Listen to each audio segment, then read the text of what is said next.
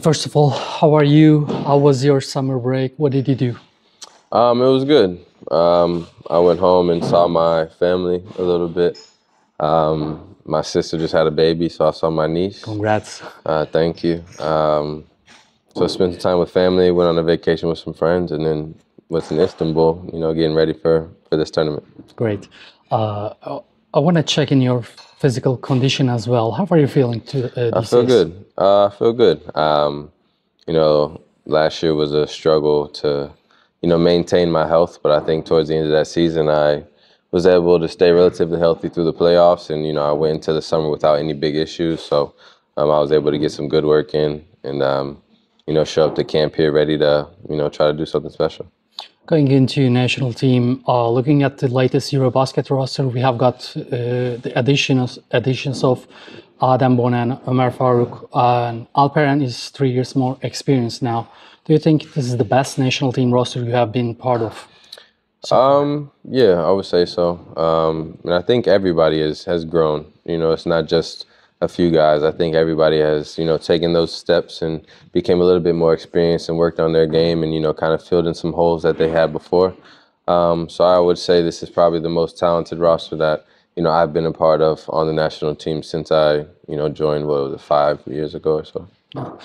Since you have said that, I'm sure you have seen the FIBA's latest power rankings. Yeah. Yeah.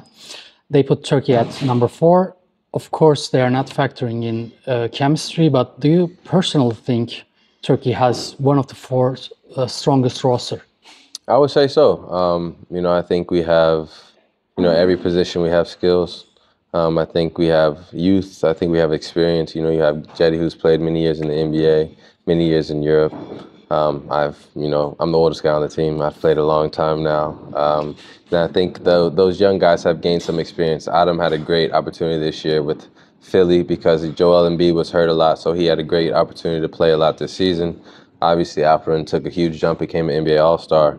Ömer Faruk had a lot of experience with Pena this year, playing in big games, playoffs, Final Fours. So I think a lot of our young guys, even Onuralp, going over there to the NBA and having that 2-way contract and being able to play different ways and styles, I think he's grown a lot as a player himself. So everybody, and I can go down the list and name every single player, and I think they've all taken big jumps, and I think we have a great chance to do something special, and I'm happy that I was able to, get back with the team and be a part of it. Yeah. Speaking of Alperen, he became an All-Star for the first time in this season. What changes do you think he's made in his game? I would say the biggest difference that I've seen in him is he's playing a lot more from the perimeter.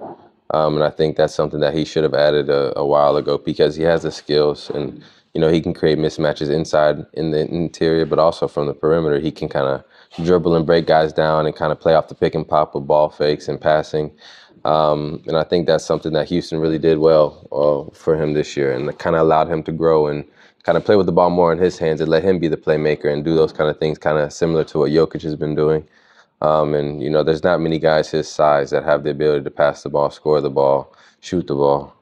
So I would say the biggest thing that I've seen in his growth is being able to play from the perimeter and make those reads. And the game's kind of slowed down in a lot of the plays that he made before. You always saw the talent, but, there would be mistakes. But I think allowing him to play through those mistakes and kind of learn how to make the right reads instead of kind of forcing things or taking the risky passes, he's playing much more simple. And I think it's a more efficient way of basketball. And obviously playing in Europe is much different than NBA, but being efficient over here is the biggest thing. And, the spacing isn't as much, but if you can play efficient in tight spaces and make the right reads and right plays, I think he could be, one of the better players in the tournament and, really help carry us to, hopefully a medal. Hopefully. And the Rockets pairing him with Kevin Durant. What would you like to say about that duo? I think it's going to be extremely, extremely challenging for teams to guard it because, at the end of the day, you have maybe the best 7-foot shooter of all time in Kevin Durant, out there on the perimeter. So you can't double team him as much in the interior. And I think also, like I said, playing off of handoffs with KD, it's what are you going to do? Are you going to switch it? What are you going to do? You know, so it's like it creates a lot of mismatches, a lot of problems for defenses. And, you know, they've built up a great roster around those guys as well with a lot of defenders, young guys. You know, Fred VanVleet is a very smart guy who knows how to play the game, championship guy. So I think they've built out a great roster, and I think they're young enough still, even though they added, you know, an older veteran in KD, that they can continue to, you know, take those steps in the right direction. And I think they're, you know, one of those teams in the Western Conference that you have to watch out for the next, you know, 4 or 5 years. Yeah. For a long time, Turkey lacked a player like Adem in the paint. I mean, especially in the defensive side. In your view, what will his presence bring to the team? Obviously, I've, you know, only been around him for the last 10 days or so. But I would say the most impressive thing about Adem is just his energy. I think that's going to be his biggest impact. He's just everywhere. He plays extremely hard. He's going to give 1,000% effort when he's on the floor, offensive rebounds, extra possessions, blocking shots, you know, denying the ball in the low post.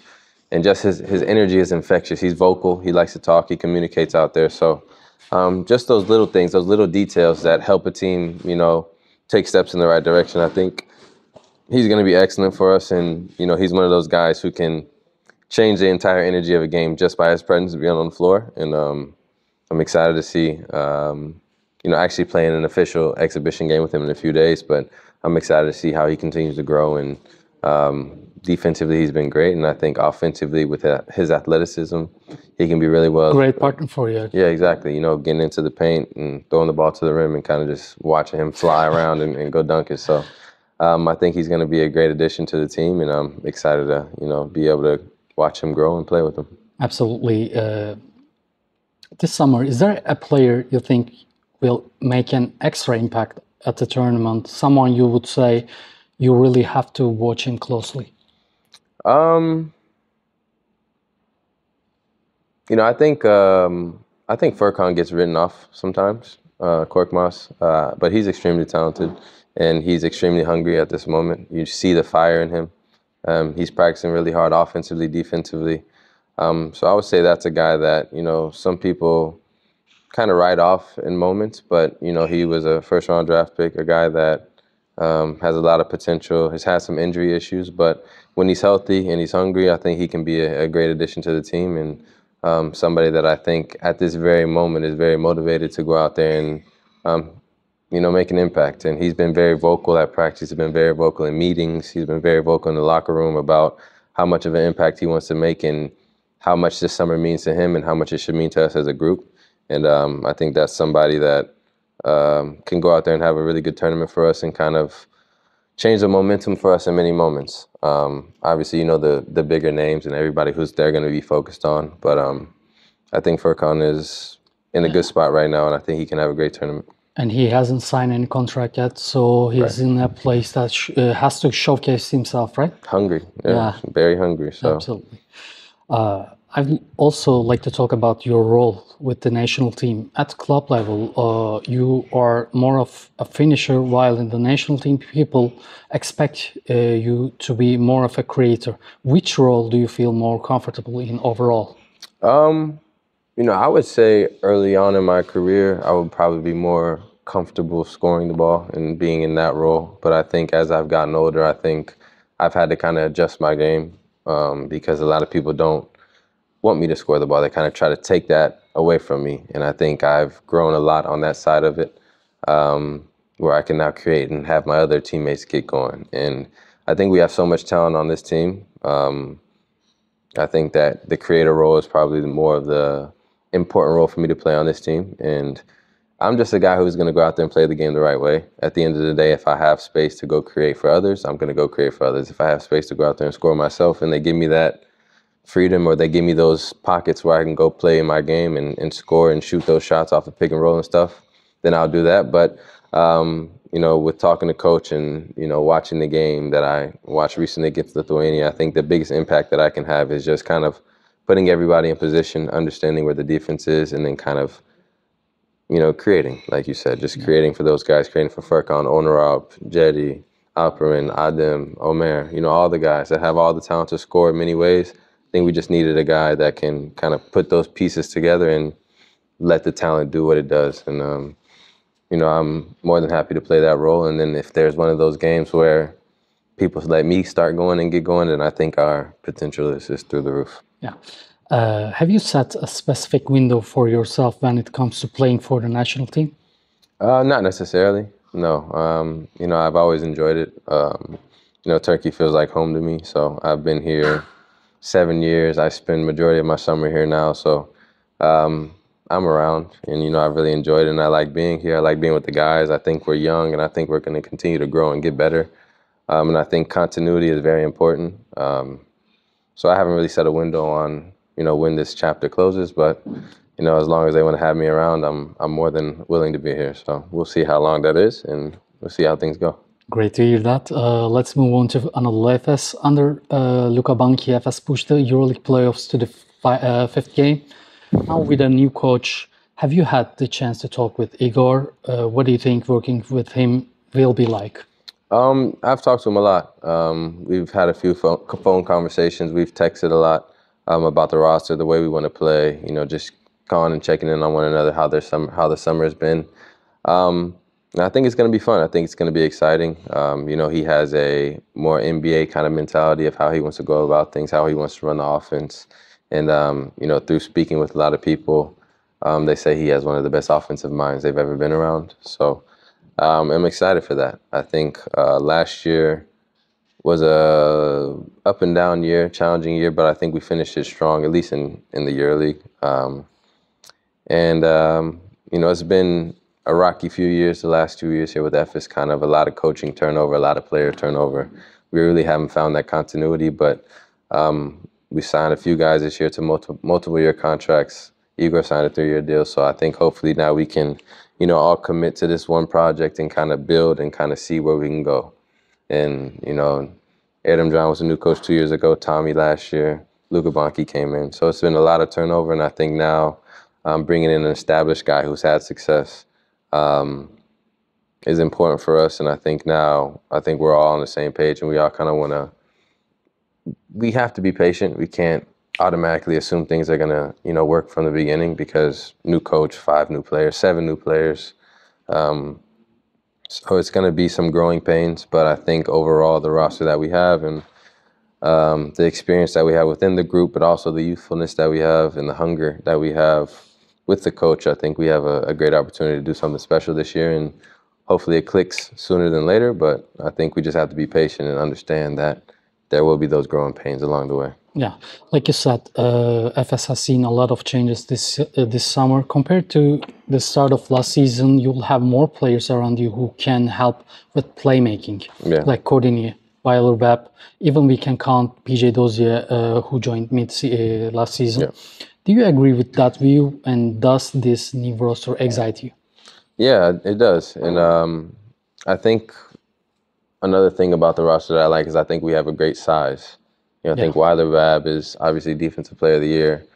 And then you have Vince, who I think is the best shot blocker in the league. So I think defensively, already with those 2 positions, the point guard and the center, that alone, that's the head of the defense right there. And then you have size everywhere. Courtney is a big guy, a tall guy, athletic guy. PJ's tall, athletic. We have our forwards that are good. So Erjan, Rollins, and then we have Papianis, who is switchable, athletic big guy. So this is the trend right now, right? Yeah, exactly. So I'm extremely excited about the roster. I think we have a lot of potential to be an up and down kind of high-paced team that can play many different ways, many different styles. We could play big. We can also play small. We have me and Roddy, who have been here forever now, and we know how to play with one another. So, and we've had a lot of success on the court. So we can play together. We can play separate. So I think our size and our athleticism and the way that we can get up and down the floor is going to be very exciting this year. And, I won't be there for a lot of the preseason, so because of the national team. So hopefully, those guys kind of pick up all the tendencies and the strategies while I'm not there. And then when I get there, we can kind of just seamlessly add me to the group, and we can start running, and hopefully it'll be well. Yeah. Every season, players set certain goals. For a team like FS, which has won back-to-back EuroLeague titles, the collective goals are always high. But I'd like to ask about your personal goals. I mean, what targets have you set for yourself for the upcoming season? Um, I've never really been an individual goal guy. I was at one point a guy that was Like gunning, when? like 2020, 2019. I was gunning for things. I was actively trying to win scoring titles, MVP. That was my focus. And, it was very enjoyable. And obviously COVID kind of got in the way of that. But I think if it didn't, I would have won all those things that season. Absolutely. So at the end of the day, I've been there, I've done that, and I think those things are always nice and those are enjoyable. But in the same respect, I think the team accomplishments are just so much more enjoyable. I'm a team guy. I've always been a team guy, team first. And now my individual goals are always team related. It would always be, it's been 2 years since we won a Turkish championship. It's been 2 years since we won a EuroLeague, or 3 years since we won a EuroLeague. So I think those are more important things for me at this moment in my career. The individual accolades aren't going to bring me the same amount of happiness as being able to raise another trophy or put another banner in the stadium. So my individual goals are the team goals now. Last question. Why did you stop doing the podcast? I mean, it was great. Any chance you will bring it back for the new season? And if so, who would be your ideal podcast partner? I'm actually glad you said that. The podcast was doing great. So people enjoyed it, yeah? Absolutely. Okay, yeah. So the podcast will be back. And my ideal partner, Elijah was a great co-host. I think he was really invested in it. And, Elijah does a lot of his own kind of productions with his own YouTube and stuff like that. So that was great. But him not being here this year, I really haven't, thought about exactly who. There have been some guys that me and my marketing team have talked about. It doesn't have to be necessarily from FS, right? No, it doesn't. It doesn't. It could be somebody in Istanbul. Nigel would be great, actually. He would have been, but he's also gone.